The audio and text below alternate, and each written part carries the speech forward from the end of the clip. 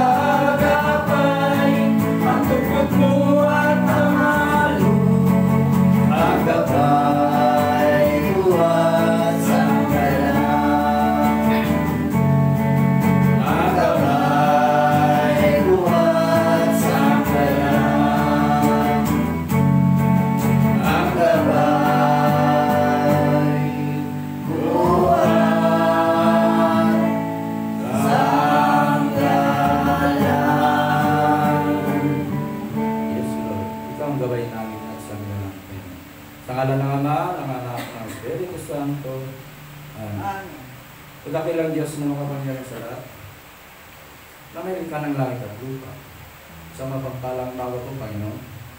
Panginoon, muli ko, Lord, ay nagtong anak mo, na tinipon mo sa mundo ng darating. Lord God, maraming salamat, Panginoon. At muli sa isang araw ito, Panginoon, araw ng luz, narito muli kami, na magpupulit, magpapasalamat sa iyo, Panginoon. Lord God, maraming salamat. At itinayo mo muli kami dito sa kaligtasan. At kung saan, Panginoon, uriyan ka at sambahin sa Espiritu at sa katotohanan. Lord God, maraming salamat. Lahat-lahat ko na nagkakalukusan sa araw-araw, Panginoon, na ginagawa narito kami. At pinupuri ka namin upang ang lahat po ng aming mga kahilingan ng iyong mga anak ay pagkaloob mo kami. Lord God, maraming salamat. Sa lahat-lahat po na pinagkakaloob mo, mabiyaya, mga pagpapala sa aming buhay ngayon. At higit sa lahat ng aming buhay, hirap sa iyo, Panginoon. At Panginoon, maraming salamat. At i-bless mo ang gawain na ito, Panginoon. At patatagin mo ang aming community na servant of Jesus and you. Upang ang lahat po ng mga kapatiran namin, naway itong pandemya na ito, Panginoon, naway mapahinto na ito, Panginoon. Upang kami magkasama-sama ang bawat mga kapatiran namin, Panginoon. At pagkaluban niya rin, Panginoon, ng ninyo upang magsama-sama ang iyong mga anak, magpuri sa iyo, Panginoon, sa araw ng linggo, Panginoon. At ang lahat po na may kasakitan, Panginoon, dampi mo mapagpalang ka ngayong malawulong ng talangbakan upang lahat ng mga kasakitan na yan ay gagaling sa pangalan ng Panginoon sa Kristo. Maraming salamat, Panginoon. Panginoon, batid niyo rin, Panginoon, nang kami nagkakasal. Panginoon, patawarin mo kami, Panginoon. Sa bawat isa sa amin, Panginoon, batid niyo ang aming mapagkakasal, ang mapagkukulang sa Espiritu at sa katotohanan, Panginoon. Lord, tawag po, Panginoon. Kaya ang lahat na ito, Panginoon, binabalik namin sa iyong pagpapurit, pagpapasalamat sa iyong dakilang pangalan. At pinapanalangin din namin, Panginoon, ang aming spiritual director.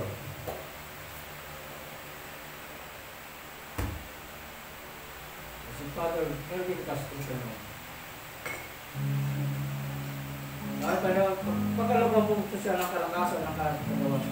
Upang lahat ng gawin niya sa Tarlac, Panginoon ay maayos, Panginoon. Kaya Panginoon, maraming salamat, Panginoon. Sa oras na ito, nag-reading ka, Panginoon. Kaya ang lahat na ito sa pagdalain namin, kasama ng iyong anak na si Iso Cristo, kasama ng Banal Espiritu, at pasawalang gaan namin. At sa oras na ito, Panginoon, patuloy ka namin purihin, sambay sa katapanan. Awitin natin na Blessed be the name. Blessed be the name of the Lord.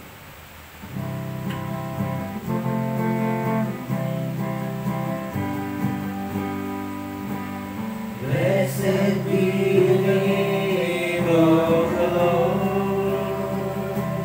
He is worthy to be praised and adored.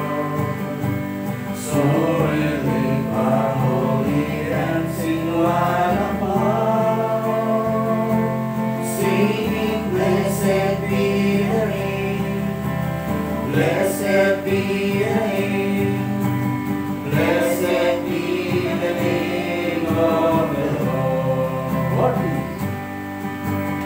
Worthy, you are worthy, King of kings, Lord of lords, you are worthy. Worthy, you are worthy, King of kings, Lord of lords, I worship you. Blessed be the name. Blessed be the name of the Lord. He is worthy to be praised and adored. So we lift our holy hands in one accord, singing, blessed be the name, blessed be the name, blessed be the name of the Lord. Jesus. Jesus, you are Jesus.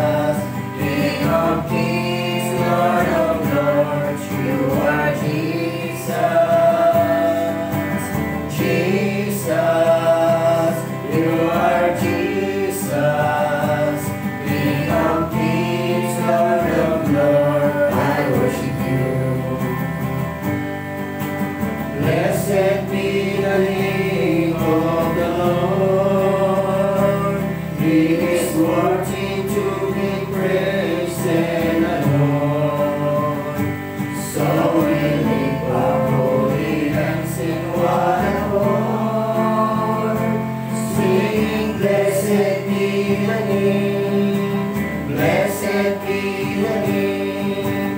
Blessed be the name of the Lord.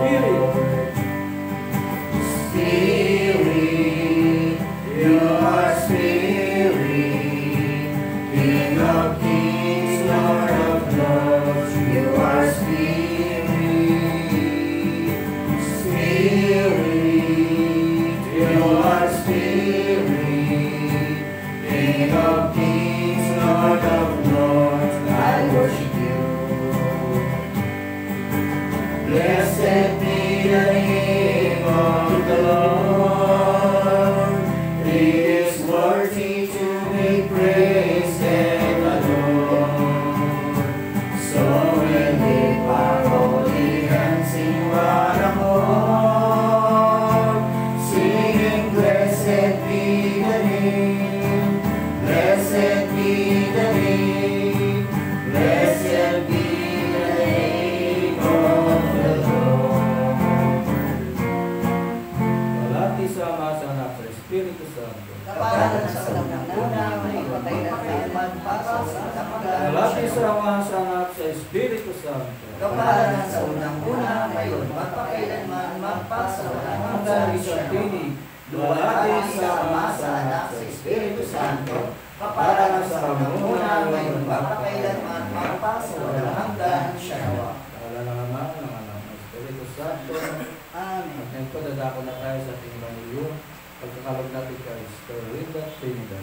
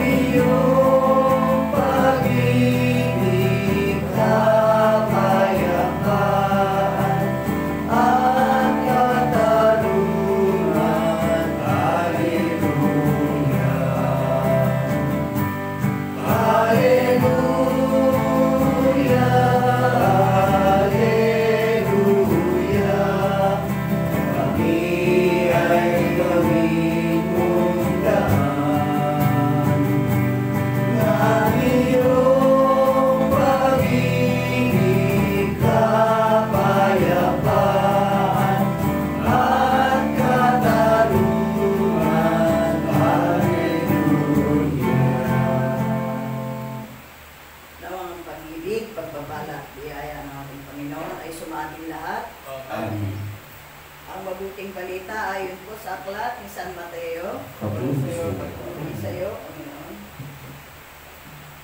At narito po ang pamagat ng ating gospel na umaga, ang paghatol sa kapwa. Huwag ninyong hatulan ang inyong kapwa upang hindi kayo hatulan ng Diyos. Sapagkat hahatulan kayo ng Diyos ayon sa hatol na inihatol ninyo sa iba. Ang panukat ninyo sa iba ay siya rin panukat sa inyo. Bakit mo nakikita ang puwing sa mata ng iyong kapatid, ngunit hindi mo pinapansin ang puwing mong gatahilan sa iyong mata? Paano mo masasabi sa iyong kapatid, halika't aalisin ko ang puwing mo, gayong gatahilan na ang nasa mata mo? Mapagpaimbabaw, alisin mo muna ang puwing sa nagatahilan, at sa gayoy makakita kang mabuti at mas maaalis mo ang puwing ng iyong kapatid. Ang mabuting balita ng ating Panginoon. Pinupuri ka natin, Panginoon.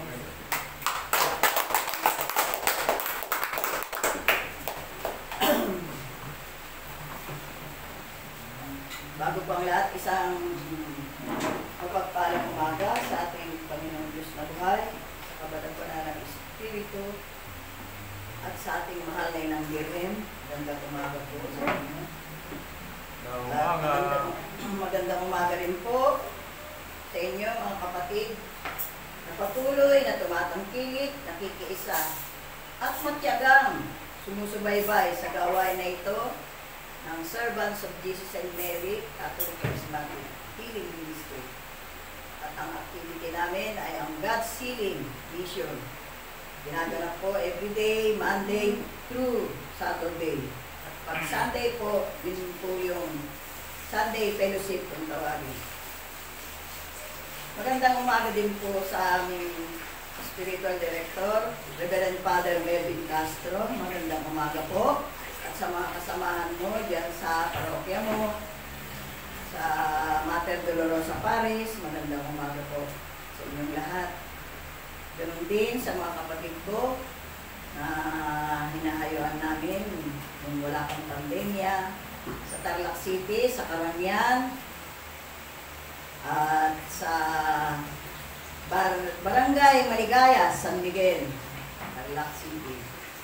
At dyan sa Dolores Capas, sa Barangay Mangga, Santa Rita, Alaga, at sa Dolores mismo. Magandang umaga po sa inyong lahat mga kapatid. Medyo malapit-lapit na siguro tayo magkita-kita sa loobin ng ating Panginoon. Makalapit na kami dyan. At magpapasalamat tayo sa ating Panginoon Diyos na buhay.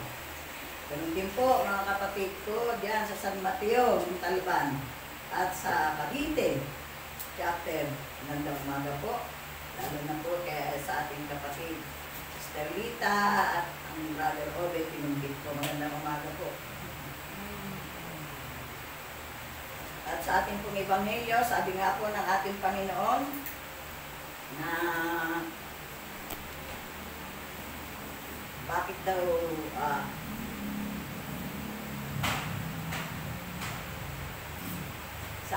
sabi po ng ating Panginoon, huwag daw po tayong humatol sa ating kapwa para hindi tayo hatulan ng Diyos.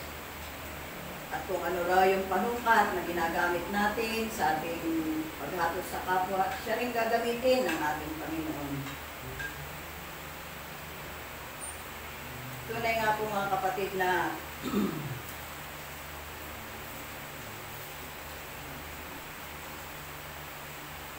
tayong mga tao mahilig humatol, umusig sa ating kapwa, mangutya, o kaya mapanglait tayo. Yun ang mga kaugalian nating tao. Nung araw, medyo ganun din po ako. Pero sa pagdala ko po rito, sa lumang namamahala pa ang ating tatay, Brother King, unti-unti po, na natatanggal ko rin po yung mapangpintas ko sa aking kapwa. Kaya hindi po dapat natin ugaliin yun, mga kapatid. Lalo na tayong lahat na nakakarinig na o kaya dumadalo na sa gawain na ito ng ating Panginoon. Dahil ibig ng ating Panginoon na talagang dahil tayo mga likha niya, kailangan kung ano yung sinusunod natin sa Kanya ay dapat maging ganun din tayo sa ugali ng ating Panginoon. Unti-unti natin babaguhin ang ating mga sarili at hihingi natin ng gabay sa Panginoon na nawa ay baguhin tayo sa araw-araw nating pagdalo-dalo rito. Dahil kuminsan talaga sobra-sobrang tayong makapanlait sa ating kapwa. Lalo na kuminsan hindi pa nga natin lubusang kilala yung tao. Kung magpintasan natin, ay ganun na lang. Kaya sabi nga, may kasabihan nga na ang ating mga mata ay pinto ng ating kaluluwa at siya rin ang ilaw ng buo nating katawan. Kaya maaari tayong itulak na gumawa ng mabuti sa ating kapwa o kaya paggawa rin ng masama laban sa kanila. Kaya ito ang dahilan kung bakit nais ng ating Panginoong Hesus na alagaan natin. Pangalagaan natin ang ating mga mata at ang buo nating mga katawan. Kasama ang lahat ng bahagi nito sa isip, sa salita at sa gawa ng ating katawan. Maaaring makilala kung sino at kung ano ang ating paniniwalaan. Sabi ni Jesus, sa pamamagitan ng kanyang gawa, makikilala tayo bilang mga lingkod niya. Kung tayo'y gaganap o kikilos sa mga gaya ng ginagawa ng ating Panginoon, patuloy siyang gumagawa ng kabutihan, nangangaral, at nagpapahayag ng mga mabuting balita. Kaya sinisikap lagi na gumawa ng mabuti at tunay na kailangan sikapin din natin makagawa ng mabuti bilang mga alagad ng ating Panginoon. At dapat ay iwasan po natin yung mapangutya sa ating kapwa o kaya yung mapanglait. Para sa ganon dun tayo nakikilala na tayo ay mga hindi man tayo karapat-dapat tawaging alagad, pero tagasunod ng ating Panginoon. Bilang mga tagasunod niya, kailangan iiwasan po natin yun, mga mapanlait sa kapwa. At totoo nga na tayo tao lamang na may mga kahinaan din at pagkukulang.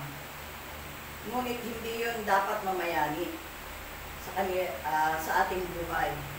Sikapin po natin baguhin ang ating mga sarili bilang mga tagasunod niya upang karapat-dapat tayong tawagin mga tagasunod ng ating Panginoon.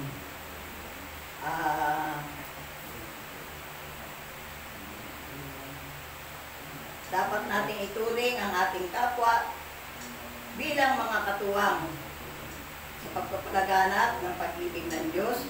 Hindi natin sila dapat kailangan akayin natin sila upang yung mga natututunan din po natin dito ay malaman din po nila, maituro din sa kanila yung mga natututunan natin dito at hindi lang at yun na ang gusto ng ating Panginoon, ang maibahagi sa ating kapwa yung mga aral na pinabahagi ng ating Panginoon. At maraming salamat dahil lahat po tayo naman ngayon ay nakakasunod naman. Mga ilan-ilan na lang po yung mga hindi gaano nakakasunod na sinasabi nila ay gano'n sila, pero kuminsan ay nakakagawa pa rin po ng laban sa kalooban ng ating Panginoon. Dahil yun nga, sabi nga, ay tayo'y tao lamang na kuminsan ay may pinanghihinaan din. Kaya tayo kuminsan, lalo na kung medyo galit tayo, na nakakabigkas tayo ng hindi karapat-dapat na laban sa kalooban ng ating Panginoon. Kaya mga kapatid, lalo na sa ating mga tagapakinig na baguhan, iiwasan po natin yung makasakit sa ating kapwa, yung makapanglait, o kaya mapanghusga, mapanghatol. Yun po ang nais ng ating Panginoon upang lubos siyang maging maligaya sa kanyang mga tinatawag ng mga tagasunod niya pag nagawa po natin yun. Ilang po, magandang umaga po sa ating lahat. Walati sa Ama, sa Anak, sa Espiritu Santo. Kapag sa una kayo, mapakailanman magkasawalang hanggan siya. Sa ngalan ng Ama, Anak, Espiritu Santo. Amen. At tatawagin na po natin ang isa pang kapatid natin, Father Tony.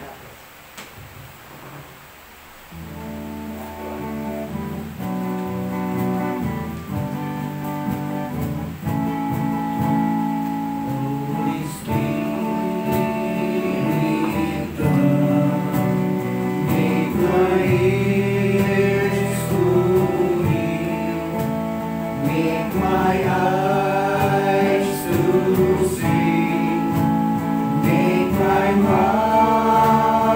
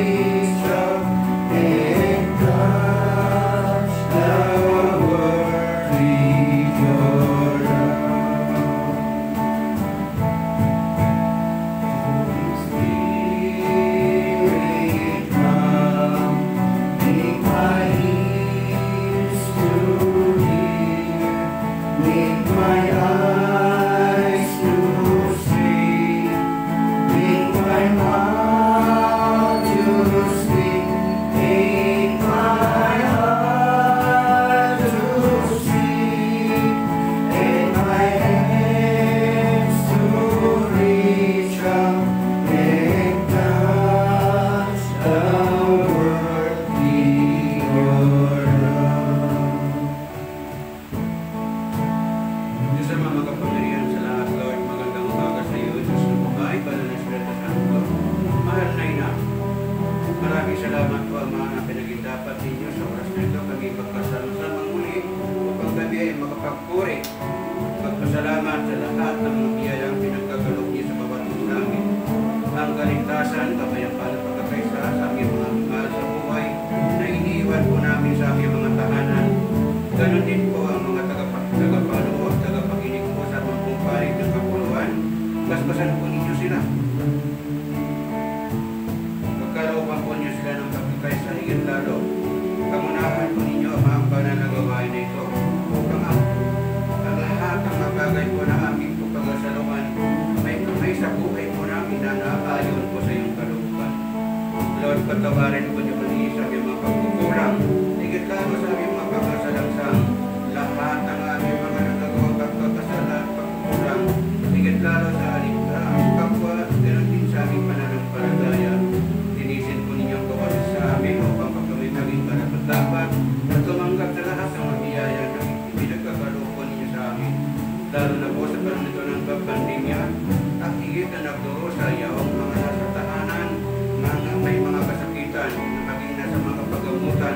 Lord, ikaw ang Diyos ang kapangyarihan sa lahat. Ikaw ang tunay na magpapagaling. Ikaw ang tunay magkakaloob sa kanila ng katurunan sa lahat ng kanilang mga kapahingahan sa lahat po ng kanilang manaing na kanilang taglay po sa kanilang puso at kaisipan. Ang lahat ng ito ang hinihingi po namin sa ngalan po ng iyong anak, Jesucristo ang aming Panginoon. Amen. Luwalhati sa Ama, sa Anak at sa Espiritu Santo.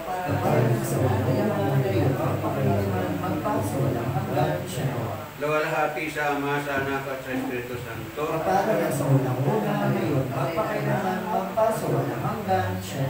Tayo pong lahat. Luwalhati sa Ama, sa Anak at sa Espiritu Santo. Kapalan sa unang ngayon, magpakailanman, magpasawalang hanggan siya nawa.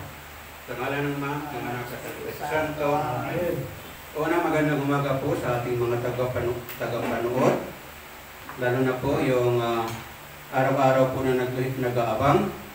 Ipagpaumanin po ninyo na tayo po ang inyong matutunghayan ngayon. Dahil po yung ating naka-assign po na leader po sa araw na ito, sila po ay mayroong hindi magandang pakiramdam matapos na siya ay bakunahan. So we have to take over. Ano man po ang dapat na mangyari, kailangan po nating gampanan sapagkat ganun talaga. Pagka medyo may side effect po yung ating tinanggap na bakuna, tayo po ay makararanas ng mga bagay na medyo kakaiba. Okay, sa pagbabalik na po ng ating Ebanghelyo ngayon, ito po ay pinamagatang huwag kayong humatol sa inyong kapwa upang huwag kayong hatulan. Sapagkat sinasabi na ang inyong panukat na gagamitin sa inyong kapwa ay siya rin gagamitin panukat sa inyo ng ating Panginoon. Amen? Ano nga bang ibig sabihin nito? Ano ang kanya nais na ipahiwatig sa lahat ng mga nakapakinig at nakapagbasa po ng ating Ebanghelyo? Sapagkat ito po ay nais ng Diyos na tayo, bagamat tayo ay makasalanan, tayo po ay lahat tayo nagkakamali, upang huwag tayong humusga. Kanyang pinapahiwatig na lahat tayo ay makaiwas sa mga bagay na nagpaparumi sa atin. Ano ba yun? Sapagkat tayo mismo, mayroon tayong tinatawag na 3 o'clock covenant. Pinakailangan mag-rosaryo ka, magdasal ka ng 3 o'clock ng madaling araw. Bakit 3 o'clock? Pwede na mga anong oras, tanggap naman ng Diyos yun. Unang-una, ang ating pagdarasal ng ganung bagong gising tayo, hindi pa tayo nakapagsalita ng masama, hindi pa tayo nakapamula sa ating kapwa. Sapagkat kung ating patutunghayan, ang mata ng tao ay siyang bintana ng ating kaluluwa. Ano man ang makita ng iyong mata, hindi makaiiwas ng iyong bibig ay makapagsalita upang punahin ang iyong nakita. So pagkagising natin, wala pa tayong nakitang masyado, medyo malinis pang ating budi. Sapagkat ang tayo, hindi natin maiwasan, lalo na yung wala talagang kaalaman, nagpapatuloy sila sa ganung pamumuhay, hindi nila alam na nakakasakit sila ng kanilang kapwa. Sapagkat Malimit natin nakikita kung anong pagkakamali ng iba, ang ating pagkakamali ay hindi natin napapansin. Sapagkat kung tutusin ng mga kapatid, ang ating salamin ng ating kapwa, salamin ng ating buhay ay ang ating mga kapwa-tao. Higit lalo, yung mga nagmamalasakit sa iyo. Yun ang pupuna sa iyo. Pero minsan, mayroon tayong ugali na bilang mga Pilipino, bilang mga tao, na pag tayo pinuna, nagagalit tayo. Ganon tayo. Di nila napapansin na ang pagmamalasakit, ang pagpuna na may pagmamalasakit, yun po ay tanda ng pagmamahal. Pagtutuwid sa atin ng tama, hindi po tayo inangangapa.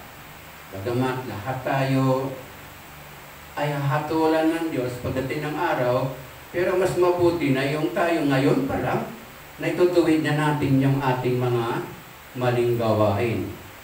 So dito ngayon, yung ating topic ay susunod po natin mismo sa Ebanghelyo ngayon, na huwag humatol, huwag tayong pumuna. Kasi nasabi nga nila, ng Ebanghelyo kanina, sabi mo kapatid, alisin ko yung dumi sa iyong mata, ngunit hindi mo nakikita ang gatroso na nakabara sa iyong mata.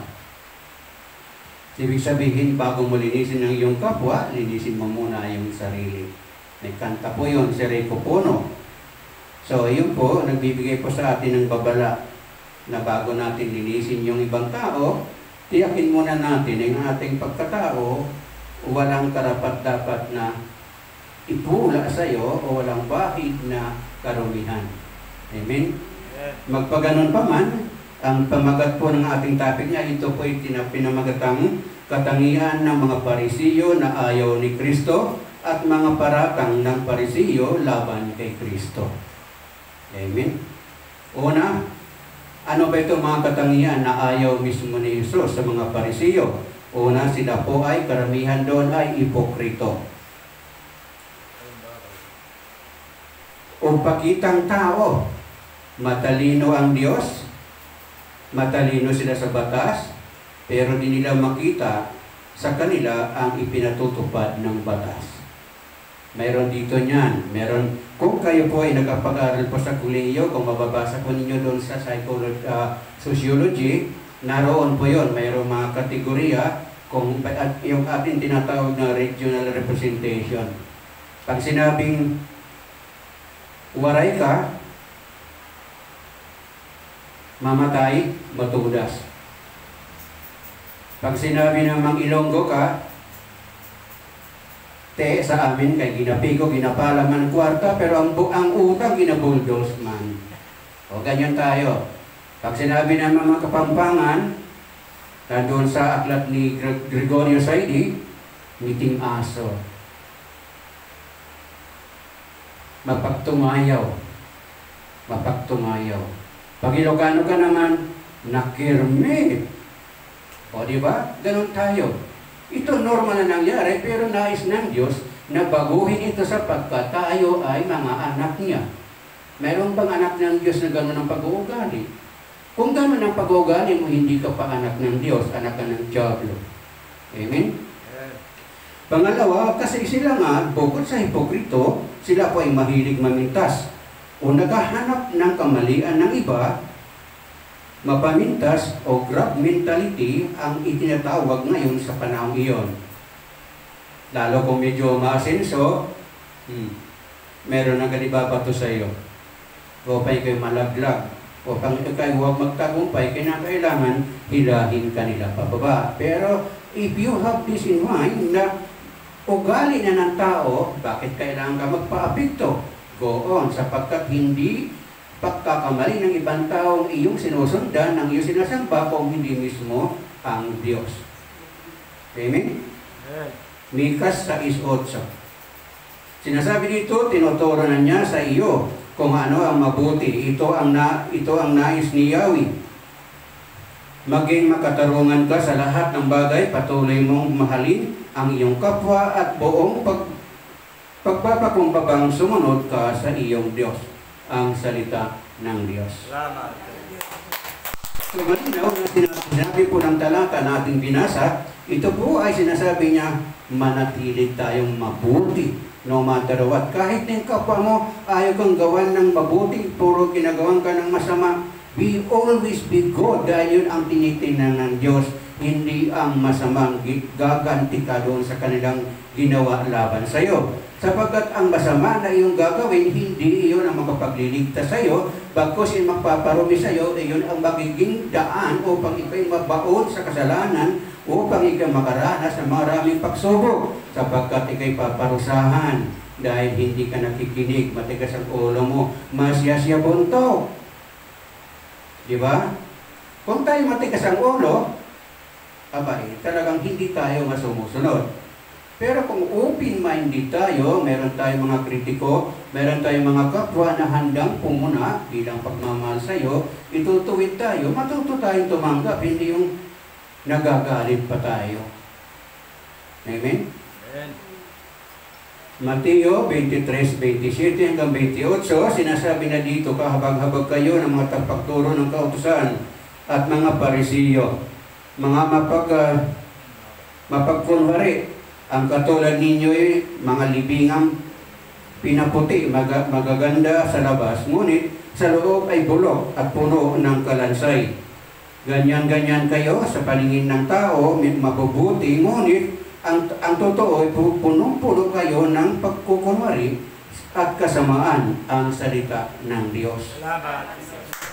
Mayroon tayong mapapansin ng ito mga kapitbahay kasama sa trabaho or even mga barkada na talagang lahat nakikita nila ang iyong pagkakamali at ng galaw mo, pati pagkurap ng iyong mata, pinapakialaman nila yon.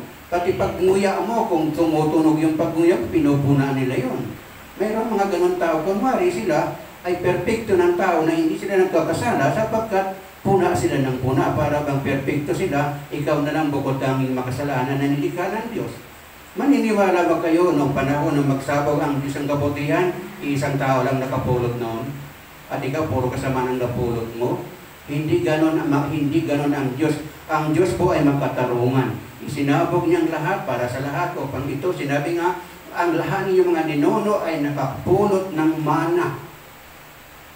So lahat tayo nakakuha ngayon. Bakit tayo nananatiling mataas, mapanlait, mapangmaliit? Kaya minsan, matapupuri naman dito. Di ba meron tayong ganun mga maririnig? Dahil meron mga taong feeling, lagi silang lamang sa kanilang kapwa at lagi silang higit sa estado ng kanilang buhay. Hindi nila naintindihan lahat ng bagay na pinagkakatiwala sa atin. Iyon ay pinagkatiwala lamang ng Diyos, ipinahiram sa atin sapagkat nananalig ang Diyos na mabuti kang katiwala. Ngayon kung ginagamit mo sa kasamaan, ay baka bawiin sa iyo, maghirap ka din katulad nila. Amen? Minsan, mapapansin natin na tayo ay ang lakas-lakas natin, tapos sinapakayabang natin. Higit lalo, ayaw natin, mayroong mga pagkakataon na ganun. Pagdating ng panahon, dahil yun ang mga bagay na nagpaparumi sa atin, kung baka sa baso na puno ng tubig, lagyan mo na ng tuyo, lagyan mo ng soft drinks, lagyan mo ng mga bagay, parumi ng parumi yun. Yun ang nagiging accumulation ng kasalanan, yun mismo nagbibigay sa atin ng kasakitan. Sapagkat ikaw mismo ang nagpaparumi sa iyong sarili, hindi ibang tao. Amen? Ito yung mga taong itinatago ang karumihan, magmukha lamang silang malinis at mabuti sa harap ng tao. Mapagtungayaw ang totoong tawag dito. Minsan, lumalabas ang itinatago natin at ang totoong kulay, ngunit di naman maitago sa mata ng Diyos. Kasi mapagkunwari kayo. Yun ang ating ebanghelyo ngayon. Kasi minsan, pinipilit natin, minsan mayroon tayong sekreto sa ating pamilya, mayroon doon nagkaroon ng problema, ayaw natin ikwento yun kasi masisira yung ating karangalan sa ating barangay, sa ating sosyedad. Pinukubli natin yung, pero minsan, pagka sumobra ng kadaldalan mo, nadudulas ang iyong dila, nailalangkat pa rin yan. Sapagkat sinasabi ng Diyos na walang lihim na hindi malalantad, mabubunyag. Amen? Baka mayroon nakagawa sa inyo nito ngayon o noon. Try to recall, baguhin na natin yung ating style. Kung nating style noon medyo bolo, baguhin na naman natin yung style ngayon na medyo maganda. Amen? Kasi ito, karaniwan ito. Alam mo, nasa Isabela ako for 5 years. Tapos nagpunta ako ng Mindanao kung ilang taon, 20 years sa Laguna. 80 years ako sa Nasugbu, Batangas. Tapos balik ako ng Bulacan. Balik ako ng Laguna. At nagturo ako sa Muslim Foundation sa Cavite. Doon ko naranasan yung mga bagay na kakaiba. Ang kultura ng ating mga Pilipino ay talagang napakalayo ang agwat. Ultimo pa lang ang ating pananalita, Pilipinas pa lamang mayroon ng tayong 186 na lingwahe. Paano yun? Kung magsalita yun, napakatigas sa Ilocano at sa Kabisaya, natural matigas ang dila noon. Ngayon, pipilitin mo ang katulad sa ina-fluent ka manalita, sa pagkatagalog ka, hayaan natin yan ang tawag sapagkat iyon ang kanilang kinasanayan, yun ang kultura nila. Bakit kailangan mong pakialaman yun? Ang taong handang matuto, pag pinagsabihan po natin yung handang tumanggap. Pero may mga taong ayaw matuto, ngunit ipinipilit ang kanilang nais lamang. Yun lamang ang gusto nila. Amen? Amen. Sa tandaan po natin na sinasabi sa Lumang Tipan, sa Leviticus 25:17, sinasabi po niya doon na huwag kayong magdatayaan. Sa halip, matakot kayo sa akin. Akong si Yahweh na inyong Panginoong Diyos. Dadaya kayo, ha? May ultimo sa kunwari, nagkakwentuhan ang galing-galing mo, pero ikaw palang gumagawa ng maraming kasalanan. Sa harap ng tao, feeling mo talagang ikaw banal na banal ka. Gano'n nagkukumpli, pero in the end, lalo na sinasabi sa pag-araw ng paghukom, lahat tayo harap sa hukuman ng Diyos, walang may tatago dito, mailalantatin yan. Kaya pinapayo na ngayon pa lang, kalimutan mo na yung lahat ng bagay na nagpaparumi sa iyong pagkatotao, higit lalo sa iyong kaluluwa sapagkat hindi iyon ang kaligtasan natin. Amen? Kung tayo tinuturing natin ang sarili tayong mga anak ng Diyos, magindaluyan tayo ng kapayapaan, pagkakaisa tigit lalo ang pag-ibig ng Diyos, ang pagmamalasakit natin, ang pananatiling magpapakumbaba tayo sa lahat ng ating gawa, pag-iisip, higit lalo sa ating pananalita. Ano nga bang mawawala sa iyo kung ikaw naman nagpapakumbaba palagi, hindi yung lagi kang feeling mo, nakakaangat ka sa nakararami? Ano bang ma-reward ang makukuha mo doon? Lahat na mga pagdating ng araw, mamamatay. Lahat kayo babaho. Lahat tayo huhusgahan. Sapagkat tandaan po natin, ang ating ginagawa, sinasabi na sa banal na kasulatan, ang lahat ng ating ginawa, mabuti man o masama, yun ang nakatala sa aklat ng buhay doon sa langit. Nung aklat na yun, ikaw binyagan, bumukas yung langit at naitala yung pangalan mo doon, yun na bawat ginagawa mo, naroon nakalista po yun, hindi mo itatago yan. Hello? Lucas 11:43 hanggang 44, sinasabi niya dito, habag kayo mga Parisiyo, mahilig kayo sa mga upuang pandangal, sa mga sinaguga, at ibig ninyong pagpugayan kayo sa mga palengke. Kahabag-habag kayo sapagkat para kayong mga libingang walang tanda, kaya tinutungtungan ng mga tao na hindi nila nalalaman, namamalayan ang salita ng Diyos. Salamat sa Diyos. O kung minsan, sa literal po ng pangunawa, punta tayo yung All Saints Day, All Saints Day, All Souls Day, di ba? Lahat yung magpupunta doon, maglilinis ng nitso, may pinturahan yan, pagagandahin yan para magadating ng sa labas na anyo, pero ang loob mabaho dahil nandun ang kalansay, nabubulog na nakalibing doon.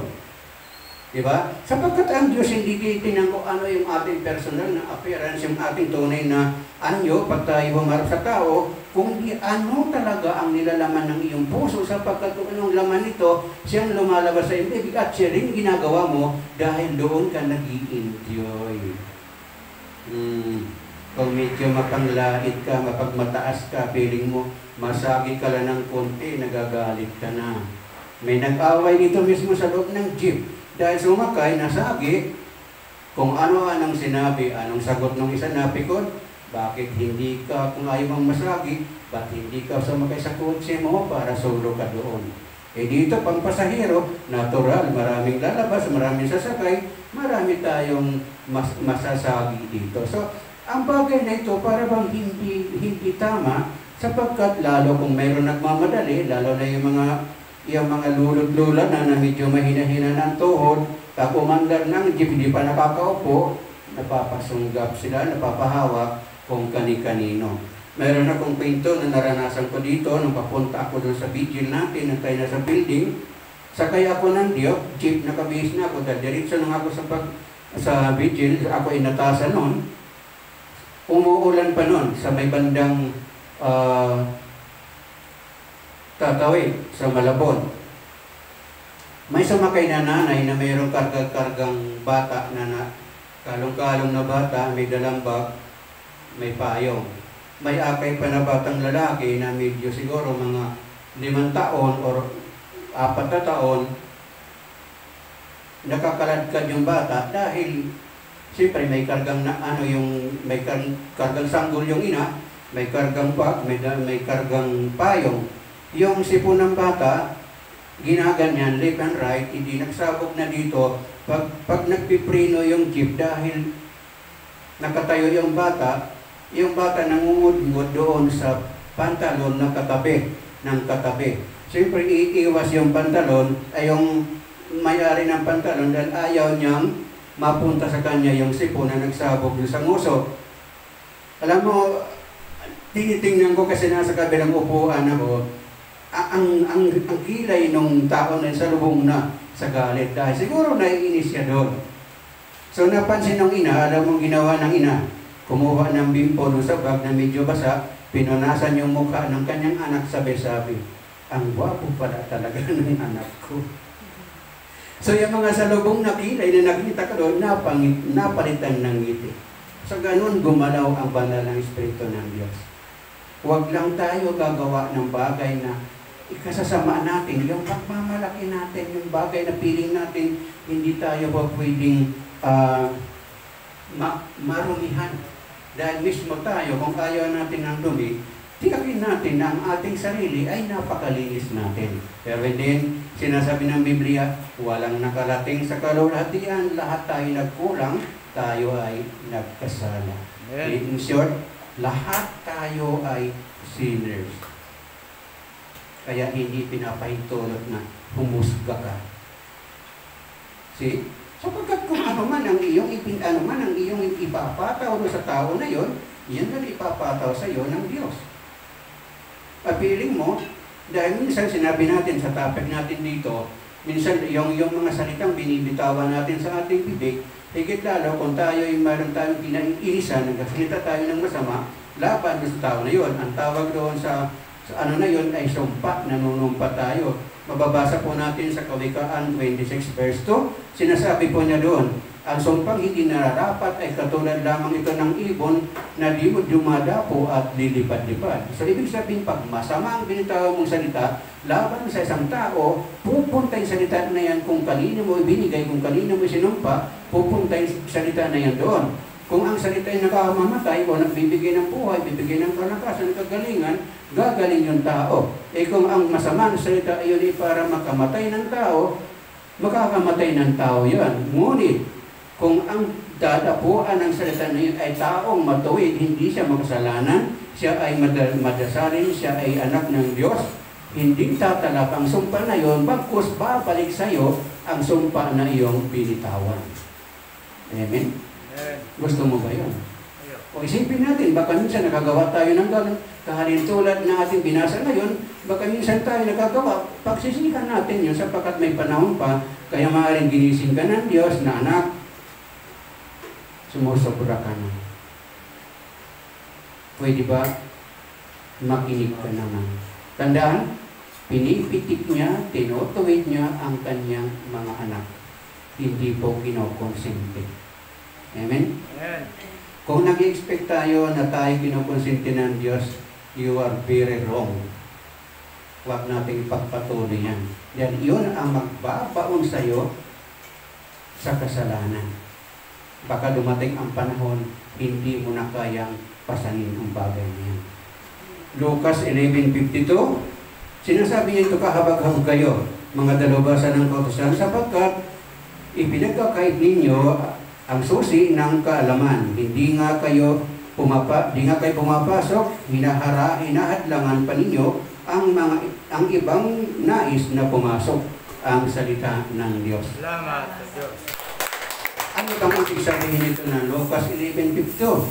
Sa sinasabi dito, sa halip na ituro natin sa tao ang tamang kilos, gawa, pag-iisip at pananalita, ay hindi natin ito na isa sa buhay. Pinagtatakpan natin, lalo kung best friend natin, BFF natin yan. Huwag, masasaktan yan, magdaramdam niya. Pinokonsinti mo, ayaw mong maituwid yun, ayaw mong maitama kasi nga utangan mo yun o katiga libre sa'yo. Kaya medyo nag-iingat tayo. Pero, bear in mind, ang sino mang nagkukubli ng kasalanan ay hindi mapapabuti.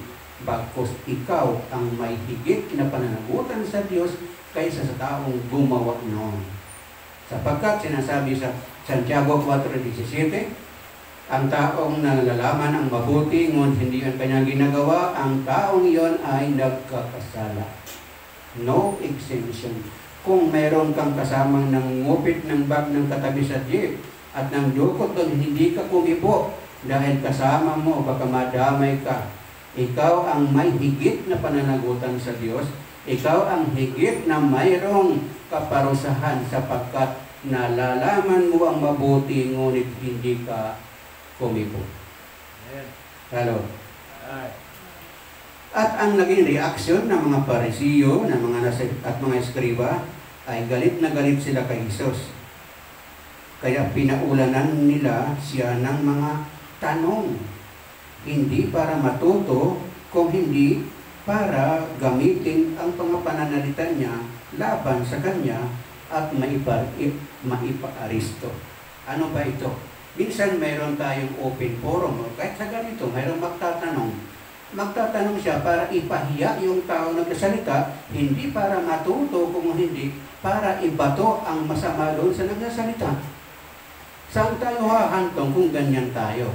Imbis na matuto tayo, gumagawa tayo ng paraan upang ikasira sa lahat ng bagay na pinag-uusapan natin.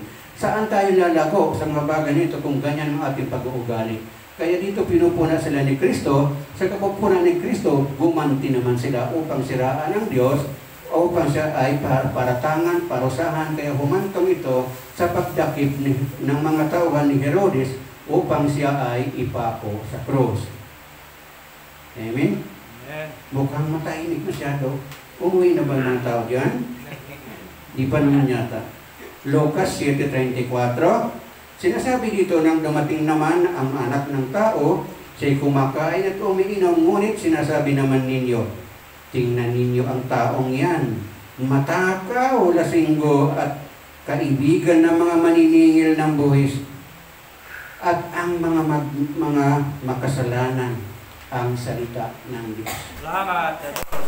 Minsan ganito ang ating ito, dati ito pinupuna ito.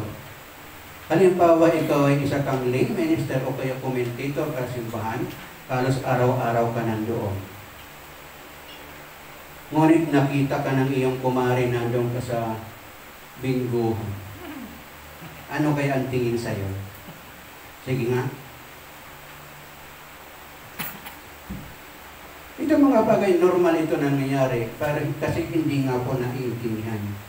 Minsan, lalo kung tagapagsalita ka ng salita ng Diyos dito, at nakita ka na may hawak na isang buti ng beer, San Miguel, at tumutungga, pinicturan ka pa sa cellphone, at ipinos pa kinabukasan, natulala ka ngayon.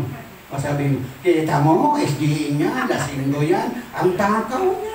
Kumain ngayon, hindi nga naghugas ng kamay. At saka ang dami-daming kumain, halos 3 plato naubos, parang hindi pa nabusog.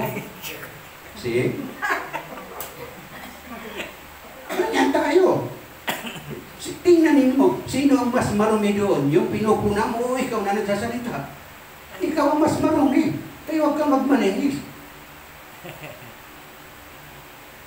Kung tutuusin ang pag-inom ng alak, nasa Biblia na pinapahintulot na uminom ka rin naman ng konting alak o bangayusan ang laging pagsakit na yung sikmura. Hindi po binawal, ang pinagbabawal yung maglasing ka. Yan po ang totoo. Kung nakiisa ka man sa mga taong mababa ang uri, halimbawa gusto mong makuha ang kanilang saloobin upang maakay mo sa mabuting gawain, siyempre magpapanggap ka rin na katulad kanila. Dahil paano makukuha ang damdamin nila kung ang layo ng agwat ninyo, banal ka sila makasalanan. See? So pupunta ka sa baba, pupunta ka sila. Anong kinakain nila, kakain ka rin. Kung kamuti mo yun, kinakamay nila yon, o kung nasa dahon o kaya medyo marumi, kainin mo rin yon. Dahil hindi nila makukuha ang saloobin nila mo kung hindi ka lalapat sa kanila. Minsan, ito, nagpupunta kami sa mga Chinese General Hospital, Tondo Hospital. Pre-over ka doon na talagang minsan na ang sugat na, ang langaw kabit-kabit na. Alam mo, parang ayoko rin idikit yung kamay ko doon. Is-OC pa tayo noon. Pagkagaling doon sa Pulilan, diretso doon. Yung nasunog, tapos di ba puro nanak yun, kinakayod. Tapos kinukulambuan na lang dalang langaw, kabit-kabit talaga. Nung pinakain na kami, parang ayokong kainin yung ibinigay sa akin dahil yung kamay ko, naihawak ko doon. Naalala ko yung ililigtas ako ng Diyos, hindi man di ako makahawak niyan. Ang Diyos na sinabi naman sa Mateo 28:19, tandaan ninyo, kasama ninyo ako magpakailanman hanggang sa kawakasan ng mundo. Amen? Hindi ka pababayaan ng Diyos. Ito pa, nagdarasal kami sa may likod ng Hospital ng Tondo, Manila. Yung nagluluto doon, yung nanay ng palabok, nasa ano ba yun? Malaking kawali.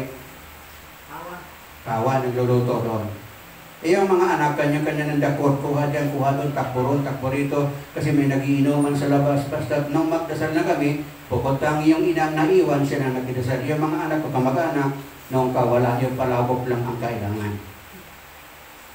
Habang nagdadasal kami, yung palabok, inilagay doon sa kalapit ng ref, kasi maliit lang naman yung kwarto. Maya-maya, yung bilao na sa ibabaw ng ref na puro alikabok, nagtakbuhan pa yung ipis, tumalon doon sa kawali na may palabok, Nung sinandok na at binigay na sa amin, tanong ko sarili ko, kakanin ko ba ito? Kasi nakita ko ang dumi-dumi ng bilao kasi hindi nga nililinis dahil nga yung ina, hindi na siguro magampanan, ang anak naman walang pakialam. Parang ayaw kong kainin yun. Pero sa mata ng tao, higit lang sa mata ng Diyos, ayaw ko namang magkunwari. Kinain ko na lang, hindi naman ako nagkasakit. Okay?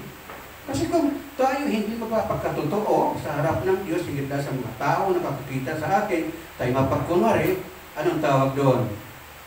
Urukan. O di ba? Urukan tayo. Baka kapagpagaling ka kaya kung urukan ka. Hindi ka makapagpagaling ng may sakit, baka lalo kang lumala yun. Dahil mismo ang iyong sarili, hindi ka karapat-dapat. Nakakahiya kang kasama. So mga bagay nito, lalo na ngayon, kung saan ako nakakarating lalo, so doon yung mga bagay na mararanasan mo, minsan parang ayaw mong tanggapin, ngunit kung sinabi naman ng Diyos na ang sinuman na isumunod sa akin, limutin ang kanyang sarili at pasalin ang kanyang cross. Kasama po yun. Sapagkat kung hindi tayo magpapasan, ay hindi ka kasama roon. Mateo 11:19, sabi na rito, nakita naman nila ang anak ng tao na kumakain, labasan natin kanina, 1 Timoteo 5:23, sabi niya dito, huwag tubig lamang inyong inumin, uminom ka rin naman ng kaunting alak, para sa madalas sa pagsakit ng iyong sikmura, ang salita ng Diyos. So yun, pinapahintulot po yun.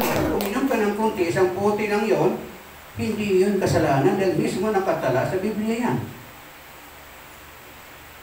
Sasabihin, sinungaling ko, sige, basahin mo.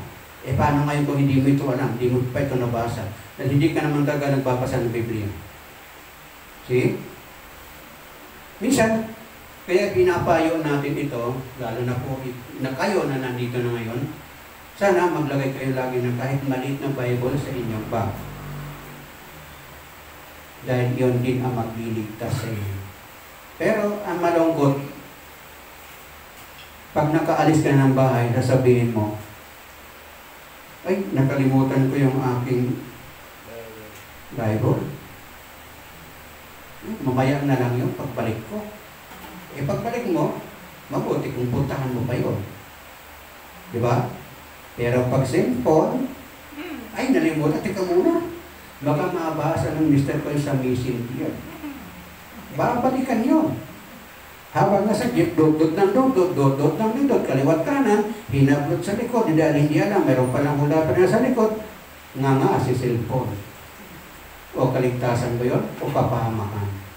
Sapagkat ang ating pananaw sa kasalukuyan, bilang pag-unlad ko ng teknolohiya, nakalimutan na natin ang Diyos. Mas nakatuon ang ating puso sa mga bagay, alas, kasuutan na magagara, na piling natin iyon ang nagliligtas sa atin, nakakalimutan natin na iyon pa ang nagpapahamak sa atin.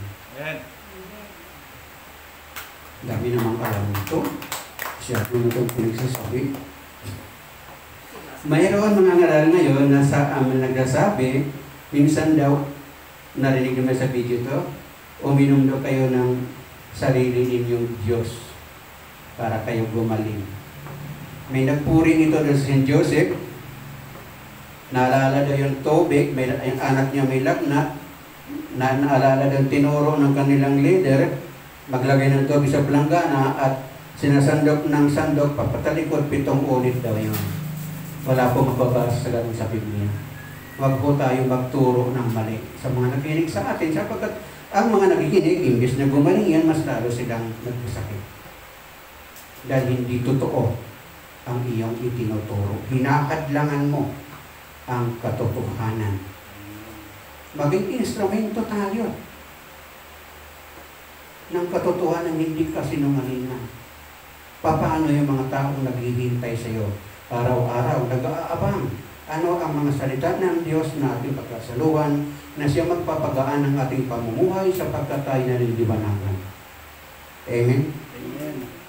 Roma chapter 1 verse 30, sinasabi niya, mapanirang puri, nasusuklam ang Diyos, walang pakundangan, mapagmataas, mayayabang, mapagkatha ng kasamaan at suwail sa magulang, ang salita ng Diyos.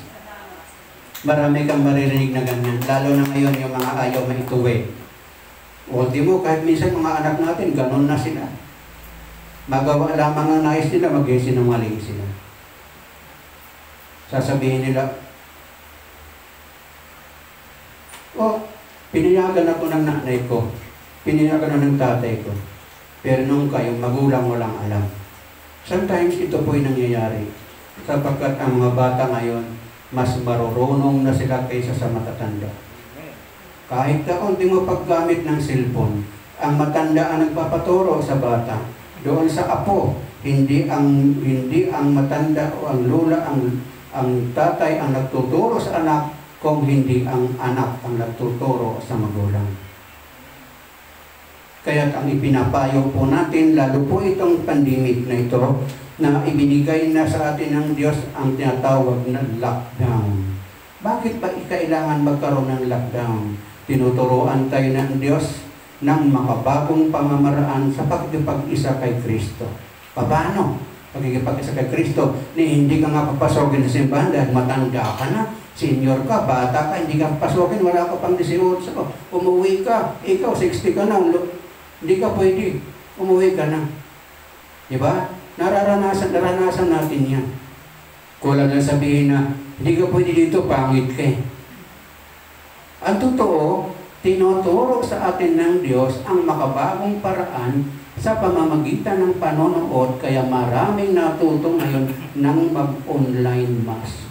Mag-online ng ganitong gawain ang God's Healing Mission upang tayo'y matutong manood ng nasa loob lamang tayo ng ating tahanan. Ang problema, dahil wala namang simbahan, wala rin naman pari doon, hala, nanonood yung cellphone, nakabuka yung cellphone, tuloy ang naglalaba doon, tuloy ang walis dito, walis doon. Yan ang kabuluhan noon. Hindi ka naman nagkipag-isa kay Kristo, nagkipag-isa ka sa mga gawain mo sa bahay. Ibig sabihin, mas may makapangyarihan ang iyong labahay ng iyong gawain sa bahay kaysa sa gawain ng Diyos na iyong pinapakinggan. Hello. Maraming tinamaan yan. Totoo yan. Sapagkat nakakalimutan nila, akala nila ang Diyos nagbigay ng lockdown upang tayo ikulong. Hindi binuturuan tayo ng isang panibagong paraan upang tayo lalo makalapit kay Kristo sa pamamagitan ng pakikipag-isa sa banal na gawain na inyong napapanood sa mga cellphone. O baka naman mga pornografiya pinapanood, lalong ang lalalang sakit niyan, hindi tayo gagaling noon. Amen? Deuteronomy 32 verse 4, sinasabi dito, si Yahweh ang inyong batong tagapagtanggulan, mga gawa niya ay walang kapintasan, mga pasya niya ay pawang makatarungan, siya'y Diyos na tapat at makatuwiran. Ang salita ng Diyos. So, ano ang dahilan na para hindi ituon natin ang ating sarili, yung ating isip sa panahon na nanonood tayo, isang oras na naman o kuya kulang pa nga, bakit hindi natin ituon ang ating sarili at bitawan muna natin yung mga gampanin natin sa ating bahay? May papansin kayo nga, nagsisimba nga, kasama yung apo, may dalang iPad, may dalang kung ano-ano doon, habol dito sa apo, habol dito sa ganito. Ano ang naintindihan noon? Pag-uwi sa bahay, blanco lahat yun. Nagsayang lang, pakitang tao ang pagpunta sa mga simbahan. Hello? Parang may nakagawa siguro niyan. Siguro, iba din habol-habol pa. Di wala na naintindihan. Iba pa na ngayon, yung Ebanghelyo lang na pagbigay ng pari ng kanyang homilya, wala tayong naiuwi. Pag-uwi mo, wala rin. Nga. Iba pa, mabuti kung natutong pumunta sa ganitong gawain, at least dito, konti lang ng lugar, hindi ka na maghahabol-habolan apo mo, titingnan mo lang kung anong ginagawa. At least nakakapakinig ka ng naayon sa kalooban na dapat mong gampanan habang tayo ay nakakadalo sa ganitong gawain. Amen? 1 Corinto 10:4, sinasabi dito, uminom din ng iisang inumin espiritual, sapagkat uminom sila ng batong espiritual na sumusubaybay sa kanila, at ang batong iyon ay si Kristo, ang salita ng Diyos. Salamat sa Diyos. Meron bang inuming espiritual? Meron ba? Mayroon. Yung salita ng Diyos na inyong napapakinggan. Iyon ang sinasabi, espiritual na bagay, uminom din naman kayo. Huwag nating baliwalain. Ngayon, kung ganyan ang ating estilo, wala nga. Ultimo sa mga apo natin, hindi natin maituturo sapagkat mismo tayo, wala tayong natutunan. Kaya kung minsan meron kayong matatandaan, meron kayong sinasabi, nagkakwentuhan, bakit yung pamilya niyang yun, ang kanilang problema iisa, ang kanilang sakit iisa. Namatay yung nanay cancer, yung anak cancer, yung ako parang meron din ganun, ngayon palang putla na. Sapagkat ang kasalanan na ginagawa natin ay siya nagpaparumi sa atin, siya nagbibigay ng kasakitan, namamana ng anak mo at ng apo mo, sapagkat nakikita sa iyo, feeling ng nakakakita sa iyo, tama ang iyong ginagawa. Hello?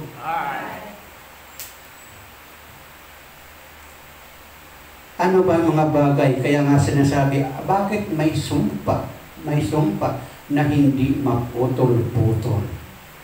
Meron ako naging kapitbahay nito na sa Laguna. Yung kanyang magulang, Chairman siya, Tapos ang pinamatay ganon. Ang anak ganon din. Kumari ko pa yun. Nung ako nasa Batangas na, sa trabaho, hindi ko matiis, pinuntahan ko pa rin sa ospital. Wala nang kilay, wala nang buhok. Basta wala na. So doon makikita natin yung mga bagay na minsan saka lang natin madarama na huli na pala ang lahat. Ang kanyang napundar na, kasi caregiver yun sa Germany, nabinta lahat yun. Yung bahay, lute, pati mga sasakyan. Naubos yun. Tapos nung natanggal yung isang bahagi ng kanyang katawan, medyo gumanda-ganda, pero bumalik din, natuluyan din. Pero iyon, mapapansin natin na talagang merong bagay na hindi maputol-putol yung mga pinagmumulan ng sakit na ganito, sapagkat natututunan natin sa ating mga ninuno ang pagsuway, ang hindi pagtupad sa araw ng linggo, ang hindi pagpunta, hindi pagsisimba. Tandaan po natin ang pagliban ng hindi pagsimba sa araw ng linggo, ito ay mortal na kasalanan. Sinasabi niya, puputulin ko ang ating ugnayan. Kaya pag oras na puno na, hindi na makaya, sobra ng iyong paglapastangan. Kung ikaw meron ng problema, ikaw ay lagi na nagdarasal sapagkat nagigising ka na. Ang mga dalangin mo, hindi tinutugon ng Diyos sapagkat wala na kayong ugnayan. Kaya kung sa cellphone ka nawiwilis ngayon, pag-dial mo doon sa pinakamamahal mo, ang maririnig mo, the number you dial is unattended. Ganyan din ang Diyos. Tawag ka ng tawag sa Kanya, hindi ka pinapansin. Sapagkat ang mata ng Diyos, nakatuon sa matuwid, ngunit sa masama, siya ay nakatalikod. Palagpakan natin. Kaya when you dial your number, sabi niya, cannot be reached. Sabi, ang mata pobre naman, hindi daw pwedeng yumaman. Cannot be reached. So ang joke na ito, may katotohanan sapagkat maririnig mo yan doon sa cellphone mo. Lalo kung wala kang load. Pag dumayal ka na nagbago ng SIM card na ang tinatawagan mo, the number you dial is unattended. O kaya naka-off dahil wala na kayong ugnayan, wala ka ng connection sa Diyos dahil sumusuway ka palagi, wala na kayong kontak sa Kanya. Kaya hanggat mayroon pa tayong panahon, matuto tayong manumbalik sa Diyos sapagkat kung tayo man ngayon ay mapinagdaraanan, maaaring ito'y Kanyang paalaala, anak, lumalayo ka na sa akin. Magbalik ka na. Mahal kita, kailanman hindi kita pababayaan.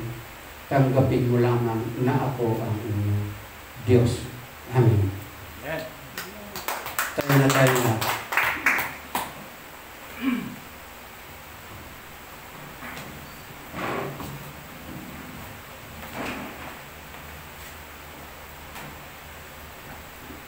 Awitin po natin ang Here I Am Lord.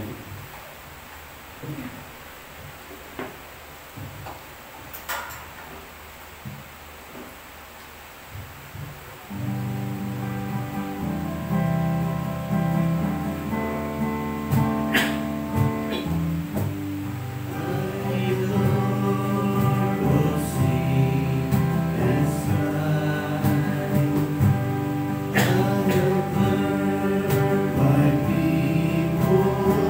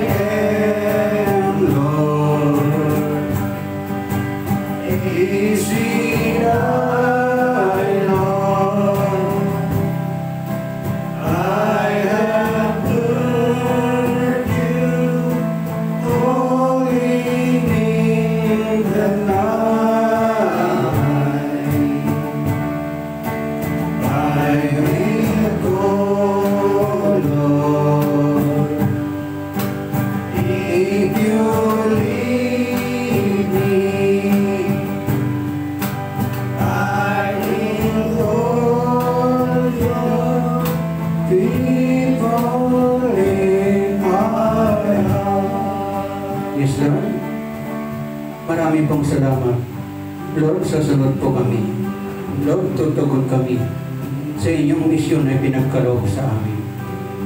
Sapagkat nandiyan ka, ikaw ang nangunguna para sa mga gawain na inyo pong ibinigay po sa bawat iyong tinawag sa kanilang mga pangalan. Ano man pong aming mga tungkulin na inyong po pinagkaloob, pinagkatiwala sa inyong mga anak na narito ngayon, gayon din pong mga nakikinig sa kanilang mga tahanan. Gawin mo palagi na kaming instrumento ng kapayapaan at pagkaisa, higit lalo ang pag-ibig ng Diyos na nagmumula sa puso ng iyong anak na sa Kristong aming Panginoon. May salarawan naman namin ito sa aming buhay, sa pamamagitan ng aming pananalita, sa aming pag-iisip, higit lalo sa aming mga gawa. Lord, nandyan ka upang liwanagan ang lahat ng aming kaisipan, upang kami makaiwas sa pagkakasala sa mga bagay po na nagpaparungi sa aming kaluluwa. Nariyan ka para kami iligtas. Ininalayo po niyo kami sa pagkakasala sa araw-araw, sapagkat ikaw ang Diyos ng kapangyarihan sa lahat. Lord, maraming salamat sa pagkakataong ito na inyo pong pinamulat sa bawat isang nakikinig sa iyo. Ngunit ang lahat ng bagay na ito upang lubusan po kami maging karapat-dapat sa iyong paningin. Ipahintulog po niyo, Ama, na kami humingi po ng kapatawaran sa mga bagay po na nagpapalumi sa bawat isa sa amin. Awitin po natin ang Lord for all my sins.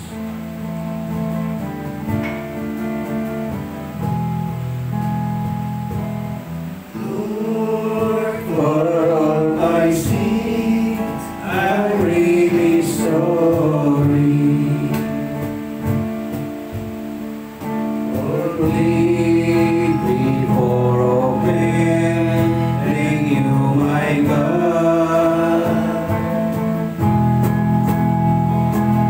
Lighten up my ways and guide me always. Jesus, oh my God, my Savior dear. Lord, for all my sins, I'm really sorry. Yes, Lord. Pinagsisihan po namin ang aming mga kasalanan. Inikakit na taas po namin sa iyo ang lahat na nagpapalumi sa aming mga puso, maging sa aming kaisipan. Nariyan ka upang kami iligtas, upang kami ay dalisayin, upang kami linisin sa mga bagay na nagbibigay sa amin ng kabigatan ng aming pamumuhay, sa aming mahal sa buhay, o maging sa aming hanap buhay. Patawarin po ninyo kami sa aming mga pagkakasala, sapagkat ikaw ang tunay na tagapagligtas. Ikaw ang tunay na nagpapagaan sa lahat ng bagay sa mundo, upang kami manatili sa iyo. Minsan, kami nakalilimot. pinapahintulot mo sa amin na kami muling manumbalik sa pamamagitan po ng iyong anak, Yesu Kristo ang aming Panginoon. Yes Lord, maraming salamat. Linisin po niyo kami upang makamit po namin ang kagalingan na aming pong ninanais. Ang mga bagay po na nagpaparumi, na nagbibigay po sa amin ng kasakitan. Itinataas po namin ang aming mga kapatid na meron po silang kahilingan sa kanilang mga karamdaman.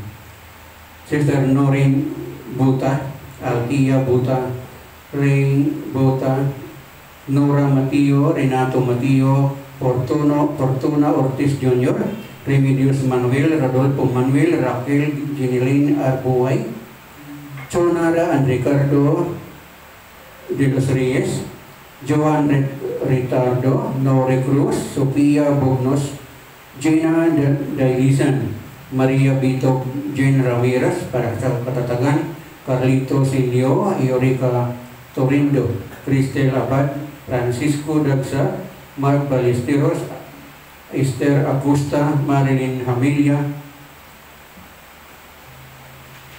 Merna Naison, Ami Sabando, may breast cancer, ganoon din si Merna Naison, Arina Bolones, bukol sa muka, Roger Bolones, bukol sa muka, Polinario Gubrin, bukol sa baga, Emily de los Reyes, stroke victim, Lolita de la Cruz, ng Isabela, Marby Albasati, stroke victim, Ili Santos, Helen San Andres, Sumobono at Marcelo, Armando Andalis, Ginaline Rosalia Gloria, Leonidas Tista, Juanito Bayuna, Juliana Torres, Lucira Soriano, Agapito Sorel, Marcelita Cabahis, Roman Cabahis, Kim Pognos at Marilyn Hamilia, Brother Roberto Tinumpit, Antonio Marcilo, Risa Mark Pirico, Silvino and John de los Reyes, Hilario Oliva, Sheila de Guzman, Rani, ano ito? Hindi ko mabasa.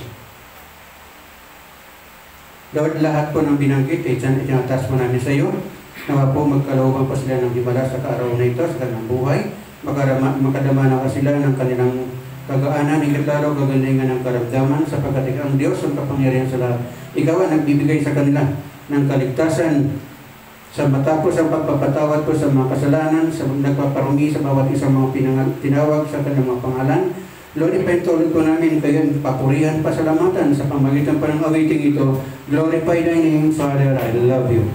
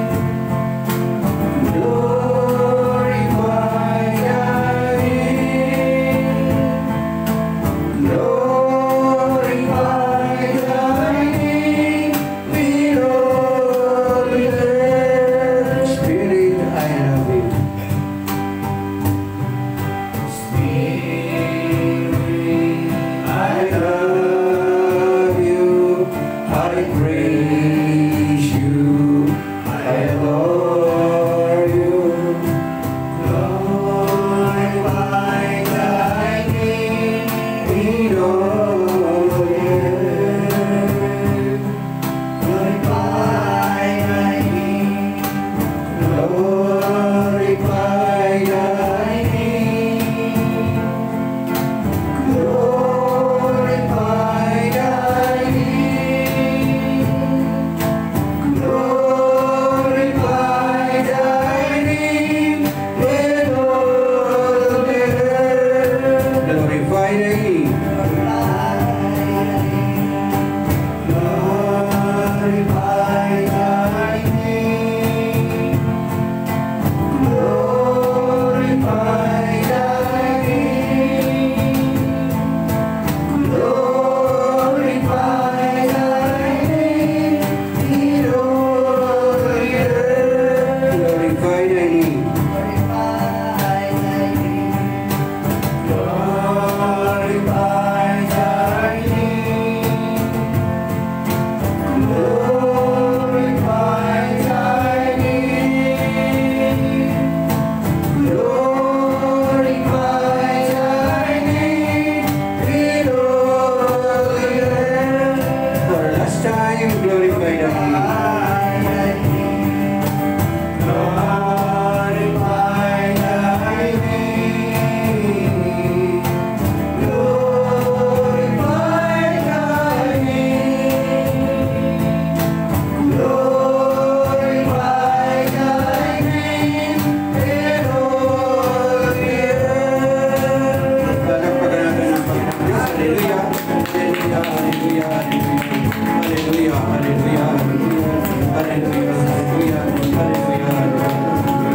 Thank you, God. Thank you, Jesus. Thank you, Holy Spirit. Hallelujah. Hallelujah. Hallelujah.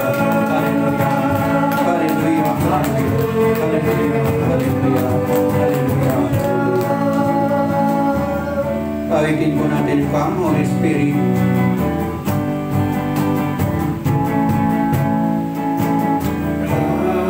Come, Holy Spirit, I need you.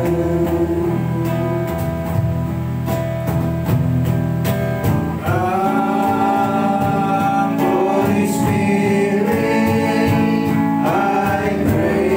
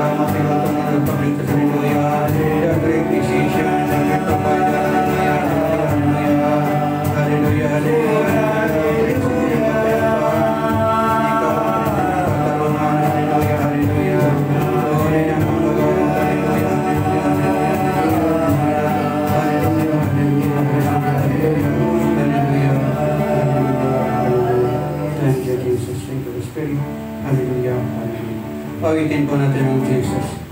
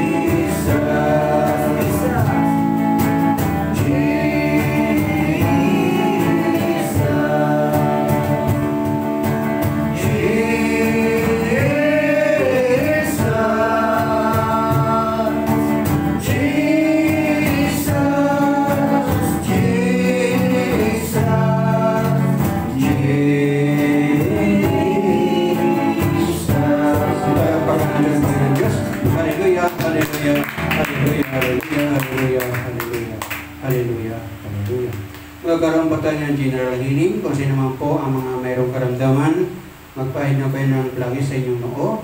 At kung meron pa kayong Bible, yakapin po ninyo ng mahigpit ng Biblia sa inyong pong dibdib. At sumabay po kayo sa awitin na ating pong awitin para po sa general healing. Awitin po natin ang healing for your body and your mind.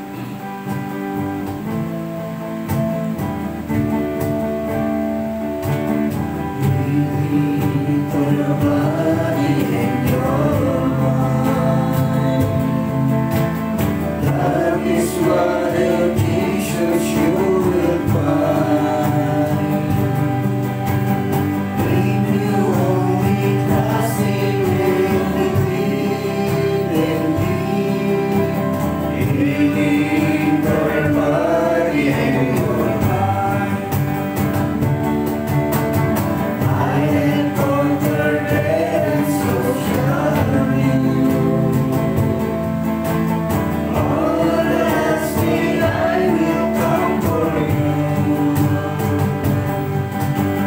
And in glory you shall rise to life with me, and be with me through all eternity. Healing for your body and your mind.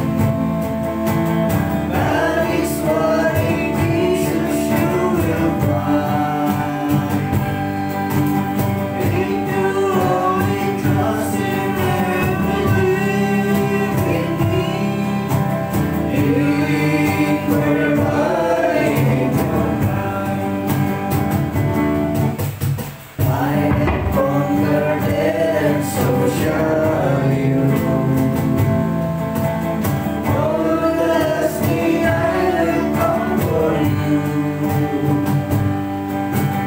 And in glory you shall rise to life with me, and live with me through all eternity. Healing for your body and your mind. That is what in Jesus you will find.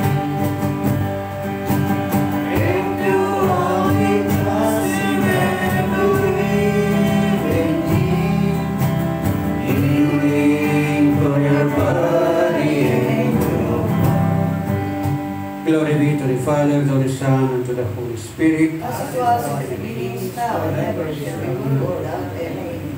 Glory be to the Father, to the Son, and to the Holy Spirit. As it was in the beginning, now, and ever shall be. Bago po natin sumbitin ang huling glory be, tayo po muna magpasalamat sa Panginoong Diyos sa presensya ng Kanyang Banal na Espiritu na Niya po pinagkaloob sa oras na ito. Awitin po natin ang give thanks.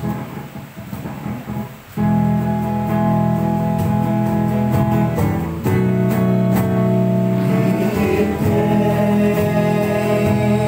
we are grateful.